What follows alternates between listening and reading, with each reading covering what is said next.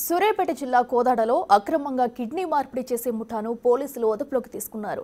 Dialysis సెంటర్లో kidney బాధితులతో పరిచయం పెంచుకుని కిడ్నీ మార్పిడికి కావాల్సిన సర్టిఫికెట్లు ఇప్పిస్తామని నమ్మించి డబ్బులు వసూలు చేస్తున్నారని పోలీసులు తెలిపారు. ఇప్పటికే 10 కిడ్నీ ఆపరేషన్లలో ఈ ముఠా సభ్యులు పాల్గొన్నట్టు పోలీసులు చెబుతున్నారు. మనిషి కోదాడ పట్టణాన్ని పరిధికి చెందిన ఒక వ్యక్తి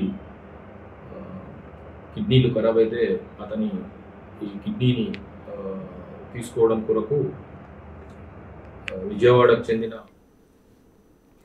ఇదే అంశానికి సంబంధించి మరింత సమాచారం మా ప్రతినిధి రమేష్ లైవ్లో అందిస్తారు. రమేష్, చెప్పండి, అటు కిడ్నీ ముఠా కూడా పోలీసులు గుట్టురట్టు చేశారు. అయితే ఎప్పటి నుంచి ఈ వ్యవహారం అంతా జరుగుతుంది? దీని వెనకాల ఎవరైనా ఉన్నారా? డీటెయిల్స్ ఏంటి?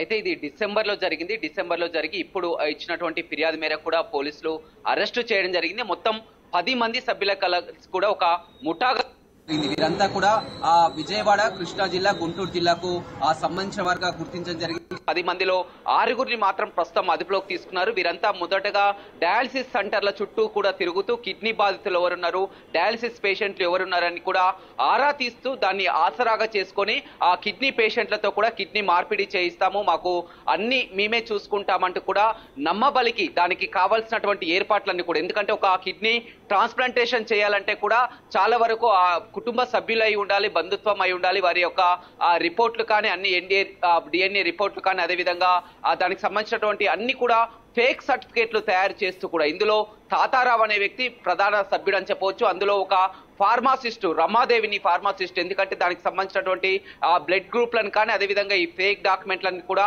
ఆమె తయారు చేస్తారు. మొత్తం మీద ఈ విధంగా చేస్తూ కూడా కోదాడకు చెందినటువంటి ఒక రైతు ఎవరైతే ఆ కిడ్నీ పేషెంట్ ఉన్నారో అతనికి కూడా నమ్మవలికి అతని వద్ద 22 లక్షల రూపాయలు కూడా వసూలు చేయడం జరిగింది. ఆ తర్వాత కూడా ఆసుపత్రిలో చేర్పించిన తర్వాత కూడా మొత్తం ఆసుపత్రిలో చేర్పించి వీరంతా కూడా ఉడాయించడం జరిగింది. తీరా అక్కడ కిడ్నీ ట్రాన్స్ప్లాంటేషన్ జరిగిన తర్వాత కూడా వీరెవరు కూడా ఇచ్చిన డబ్బులు అందుబాటులో లేకపోవడంతో కూడా మళ్ళీ అదే రైతు కూడా ఆ డబ్బులు కట్టుకోవడం జరిగింది. జరిగినటువంటి విషయాన్ని కోదాడ పోలీసులకు తెలపడంతో కూడా కోదాడ పోలీసులు రంగంలోకి దిగి కూడా ఈ ముఠాని అరెస్టు చేయడం జరిగింది. మొత్తం 10 మంది సభ్యుల ముఠాలో కూడా 6గురు ప్రస్తుతం పోలీసుల అదుపులో ఉన్నారు. వీరంతా కూడా ఒక 10 మంది కిడ్నీ బాధితుల దగ్గర కూడా ఇదే విధంగా 20 లక్షల రూపాయలు కూడా దాదాపు ఒక్కో పేషెంట్ వద్ద కూడా 20 లక్షల రూపాయల వరకు కూడా వసూలు చేసినట్టు తెలుస్తుంది. వారంతా కిడ్నీ బాధితులని ఆసరాగా చేసుకొని ఆసుపత్రులను కొంతమందిని ఏజెంట్లుగా పెట్టుకొని నమ్మబలికి కూడా కిడ్నీ మార్పిడి చేస్తామంటూ కూడా అన్ని మేమే చూసుకుంటామని కూడా చేస్తూ ఈ విధంగా ముఠా ఏర్పడడం జరిగింది. ఎట్టకేలకు పోలీసులు ఇందులో మళ్ళీ కూడా వారిని రిమాండ్కు